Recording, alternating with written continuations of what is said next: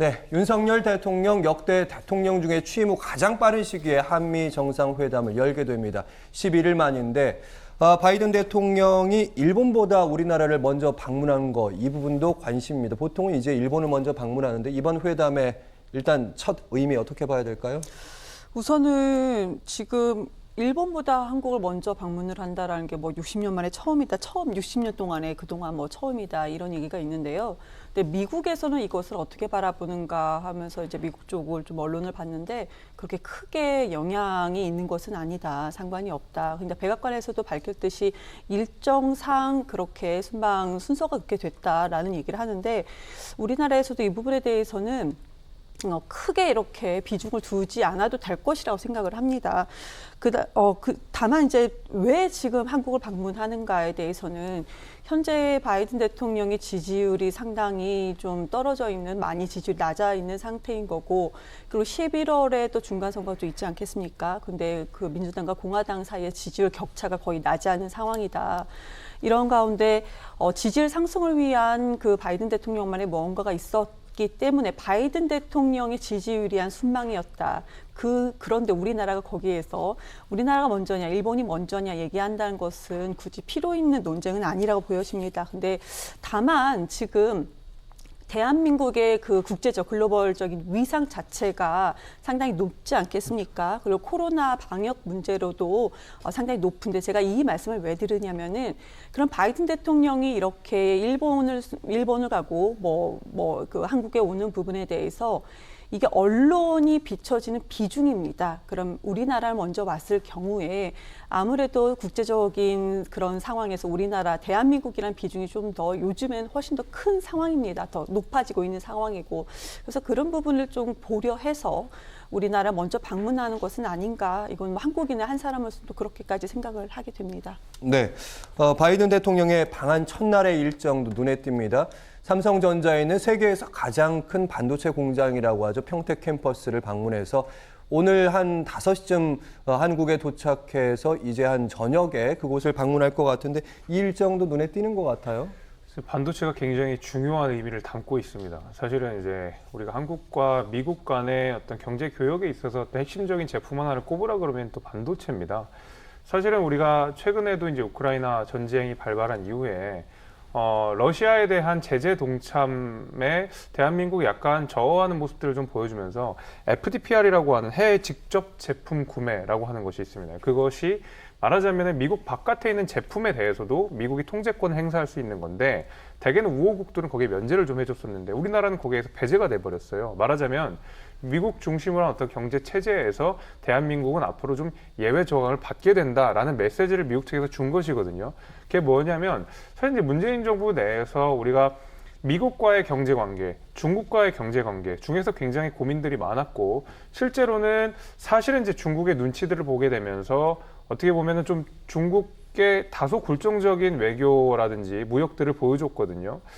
그럼에도 불구하고 사실은 우리나라에서 가장 경제의 기반이 되는 것은 한미동맹과 한미경제 무역교류입니다. 저는 그런 의미에서라도 결국에는 대한민국 정부에서도 더 이상 균형 외교라는 이름으로 말하자면 한쪽에 미국에 대한 어떤 적극적인 동맹 강화의 메시지를 못 내고 있었는데 사실은 이번 반도체를 기점으로 해가지고 한국과 미국 간의 확실한 무역 교역, 그 다음에 경제 교류 협력 이런 것들을 도장을 좀 찍었다. 이 반도체라고 하는 의미가 사실 저는 거기에 있다고 생각이 됩니다. 그래서 앞으로 우리 윤석열 정부의 5년을 내다볼 수 있는 특히 이제 미국과의 외교나 무역 관계에 있어서 어떤 지침이 되는 저는 그런 행보라고 읽힙니다. 저는 좀 미국 입장에서 그러니까 바이든 대통령이 방한을 하는 거잖아요. 그러니까 한국 입장에서 방한을 해주세요가 아니고 미국 측 바이든 대통령의 일정이란 말이죠. 그래서 그 중심을 놓고 좀 해석을 하자면 지금 우리 위원장님께서는 문재인 정부의 어떤 국제적인 외교 이 부분에 대해서 좀 지적을 하셨던 것 같아서 이거는 지금 약간 이런 표현이 피트가 약간 어긋난 건 아닌가라는 생각이 들어서 간단하게 좀 말씀을 드리면은 지금 미국뿐만 아니고 그 40년 최고 인플레이션 상황인 거고 아까 제가 지지율 말씀드렸던 것처럼 또 우크라이나 사태에서 미국의 국제적인 외교 그런 미상이 좀 많이 떨어져 있는 상황입니다. 그리고 선거도 좀 앞두고 있고 그런데 한국의 방한을 하는 것도 먼저였고 이렇게 반도체 공장을 찾은 것도 지금 처음이거든요.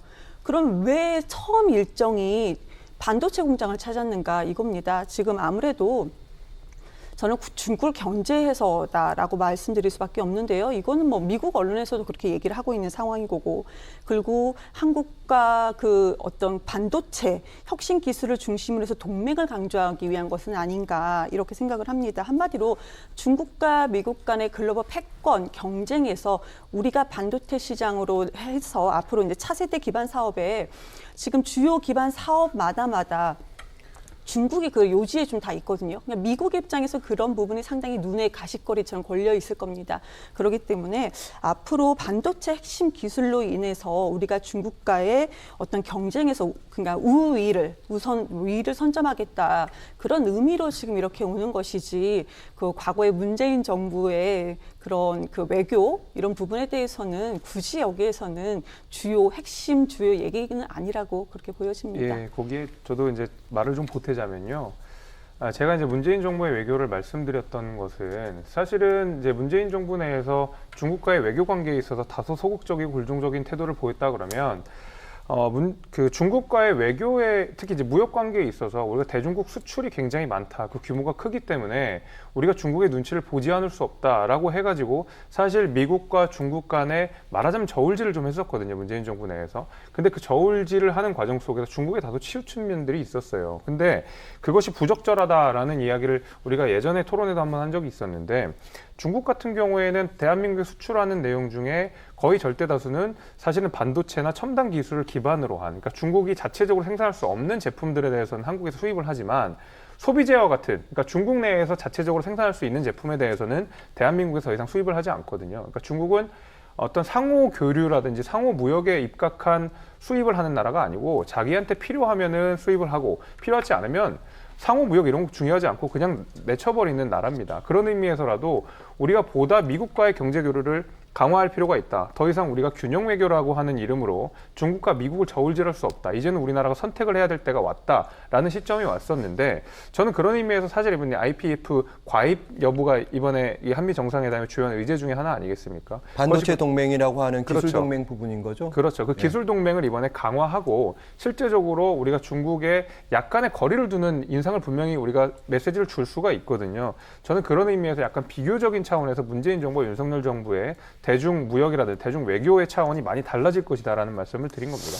IPEF는 그러니까 인도태평양 경제 프레임워크라는 거잖아요. 이것도 중국을 견제하기 위한 그 미국의 주도를 갖는 건데요. 맞습니다. 이건 네. 이제 새로 출범하는 거. 그 부분에 대해서도 이제 윤석열 대통령께서는 이 출범식에 이제 참석하겠다라고 했던 부분입니다. 그리고 아까 우리 위원장께서 해주시는 모든 얘기에 저도 이제 일정 부분 동의를 합니다. 근데 중요한 것은 지금 현실을 먼저 말씀을 드리고자 하는데요. 이제 여당이시기 때문에 정부 집권 여당이시기 때문에 말씀드리면은. 지금 2020년 기준으로 해서 우리가 기술 수출 1위 나라가 중국입니다.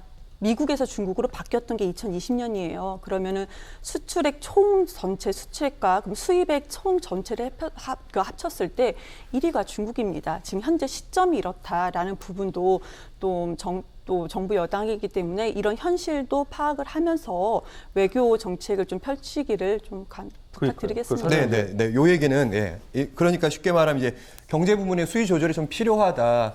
그럼에도 불구하고 김재수 위원장께서 이제 선택의 시간이다 이런 말씀을 하시는 것 같아요.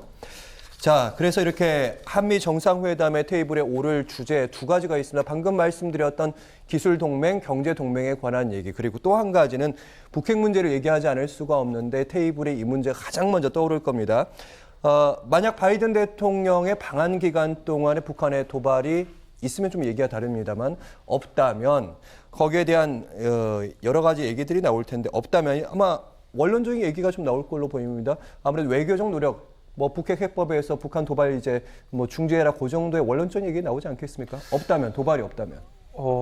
그럴 수는 있겠습니다만은 사실은 이제 북한이 그 핵 문제와 관련돼서는 되게 강경한 태도를 보여주고 있어요. 그러니까 이 바이든 대통령이 방한하는 동안에 어떤 도발을 할지 사실 저는 예측이 잘 안 됩니다. 저는 좀 강경 대응을 할 수도 있다고 저는 생각이 드는 것이 우리가 얼마 전에 북한이 물론 적어도 미사일이긴 했지만은 3발을 발사를 했거든요. 근데 그 미사일을 발사한 시점이 그 북한의 코로나 확산세가 굉장히 심해가지고 뭐 매일 3만 명의 사상자가 나오고 뭐 몇십만 명의 확진자가 나오고 이런 상황 속에서도 사실 미사일 발사를 했었거든요.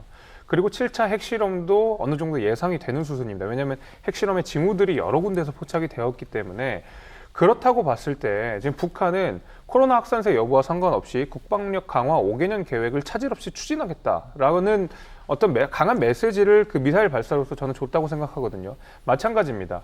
사실은 지금 바이든 대통령이 방한하는 와중에도 북한은 핵을 포기할 수 없고 그 남한에 대해서 우리 대한민국 정부에 대해서 우리는 핵을 보유한 나라로서 얼마든지 ICBM이나 SLBM을 발사할 수 있는 나라다라는 과시를 해야 될 때가 저는 왔다고 생각이 됩니다. 왜냐하면 지금 한미동맹이 더 강화되고 굳건해지는 메시지를 끊임없이 내고 있고 심지어 아까 말씀 주신 대로 중국에 대한 약간의 견제 같은 것도 많이 하고 있거든요. 벌써 임기 초반부터. 그런 의미에서라도 저는 조금 강경한 메시지들을 보여주지 않을까라고 생각이 되고 그래서 바이든 대통령이 방한을 할 때도 저는 북한에서 도발할 가능성이 얼마든지 있다고 생각합니다. 그렇기 때문에 바이든 대통령이 DMZ를 원래 통상 미국 대통령이 방문을 하게 되는데 이번에 그 일정도 빠져버렸거든요.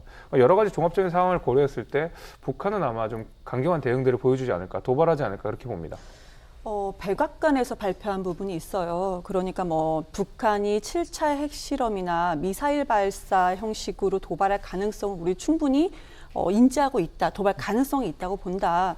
그런데 그 부분에 대해서 우리는 충분히 대비하고 있고 이렇게 좀 원론적인 얘기만 하고 있거든요. 그래서 이 부분에 대해서는 그렇게 크게 염두에 두고 있지는 않는 그런 분위기가 좀 읽혔습니다. 그래서 지금 미국 입장에서는 그 바이든 대통령이 순방하는 그 메시지 목적에 좀 더 치중을 하는 것 같고, 그리고 이번에 DMZ 방문이 원래 당초는 있었다고 합니다. 근데 DMZ 방문도 이제 취소가 됐고요. 그러니까 북한의 도발을 뭐 최저로 하기 위함인지 아니면 이 메시지가 DMZ하고 상관없는 메시지이기 때문인지 그렇기 때문에 좀 그 DMZ 방문을 취소한 것 같고, 그리고 저는 말씀드리고 싶었던 게 이번에는 뭐 전문가들도 이런 예측을 하는데요. 북한의 도발 가능성을 좀 낮게 본다. 왜 그러냐면은 저도 최근에 김정은 위원장이 영상에 나왔던 부분, 우리가 이제 코로나가 확산이 됐다고 공개적으로 밝혔던 그런 부분에서 우리는 일반적으로 모든 국민의 KF94 마스크를 다 씁니다. 그런데 그때 전 그 마스크를 보았을 때 KF94 같은 마스크가 아니었거든요. 상당히 얇은 우리나라의 덴탈 마스크 같은 그런 마스크를 썼어요. 위원장조차도 KF94 마스크를 못 쓰고 있고, 그리고 백신도 맞지 않는 일반 주민들 같은 경우에는 상당히 지금 어려운 상황이다. 그렇기 때문에 현재는 미국 바이든 대통령의 그 방안에 대한 메시지도 북한을 견제하기 위함이 아니기 때문에 북한에서 이렇게 굳이 도발할 수 있는 여력은 없을 것이다. 그리고 도발할 필요성까지 있을까? 북한에서 그렇게 생각을 할 거라고 지금 생각이 됩니다. 네, 사실은 미국 대통령이 와 있는 와중에 북한이 뭔가 실력 행사를 한다 상상하기 힘든 시나리오이긴 합니다. 한미 양쪽 군사적으로 대비태세를 가장 많이 하는 때가 이때이고, 지금 미군에서는 지금 정찰기가 어떤 경로로 이동하고 있다 이런 것도 많이 보여주고 있는 상황이라서 설마 북한이 하면서도 또 북한이 뭔가 미국이 왔을 때, 대통령이 왔을 때 뭔가 좀 보여주고 싶을 수도 있겠다. 두 가지 생각이 다 왔다 갔다 하긴 하네요.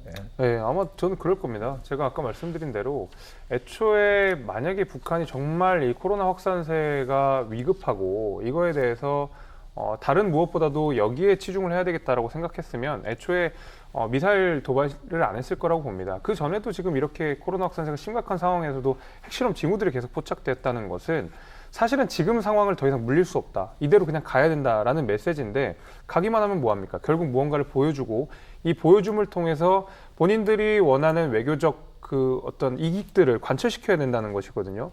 지금 바이든 대통령이 한국으로 방문을 하는 이 상황만큼 자신들의 무력들을 과시하거나 분명한 메시지를 줄 수 있는 정치적으로 굉장히 뭐 타이밍이 별로 없을 겁니다. 북한 입장에서는. 저는 이런 의미에서라도 확실하게 자신들의 무력들을 과시함으로써 대한민국 정부와 그다음에 미국을 향해서 어떤 분명한 메시지를 낼 것이라고 생각이 됩니다, 저는. 네, 아무래도 지금 미국 같은 경우는 지금 우크라이나 상황에 모든 시선이 가 있는 상황이라서 거기에서 북한이 시선을 뺏기 위해서 어떤 걸 할 수도 있다. 그런 일이 있지 않기 바라면서 말씀드려봤고요.